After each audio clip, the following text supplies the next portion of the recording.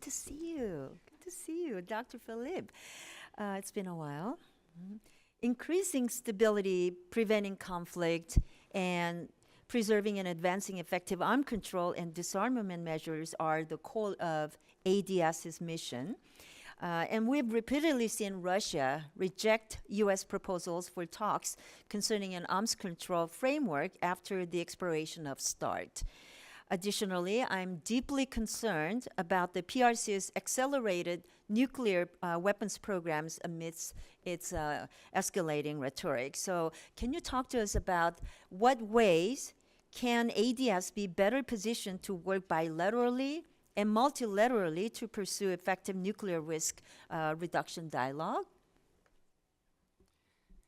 Thank you. It's great to see you. If the Congressman has left, but if I could start by making a couple of points.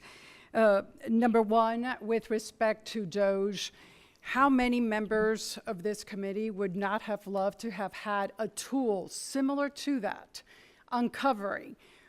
But the ultimate decision makers are the Secretary of State, confirmed by the Senate, comes from the Congress. So it is just a tool. It is not conducting a rampage. President Trump himself has recognized the value of experts in the ISN and AVC Bureau, not specifically, but talking about how there are many good people. We want to retain the best of the best. But that does not mean that these two bureaus require over 300 individuals to keep the very best, the most knowledgeable experts to engage in negotiations of arms control, nonproliferation, and disarmament agreements and treaties. Not to be redundant, but is there a certain line of technical or scientific expertise that would prove beneficial if added to ADS? We have the current technical, military, intel, and scientific expertise. Ironically, and that's part of my recommendations, ironically, these bureaus are overwhelmed by policy experts, by messaging experts. So if we were to reduce the personnel and reduce the scope to those who have the hands-on expertise overseen by policy and expert negotiators, that would go a long way to being more efficient and more successful in our arms control, nonproliferation, and disarmament negotiations. Thank you.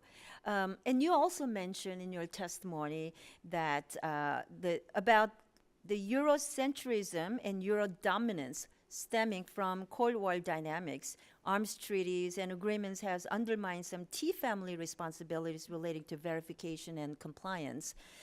So what can be done to ensure this trend does not continue? Again, the T family and the undersecretary needs to be treated equally to her P counterpart, for example. And statute must be the overarching guide, which means, according to the congressional report, not just the statute, but congressional intent made it clear that no regional bureau was to supersede determinations made by the Verification and Compliance Bureau when it came to those functions. And further, with respect to the reference to sanctions and Treasury, that intelligence is actually gathered primarily by the Department of the Treasury. And all bureaus at the Department of State are engaged in those determinations to impose sanctions.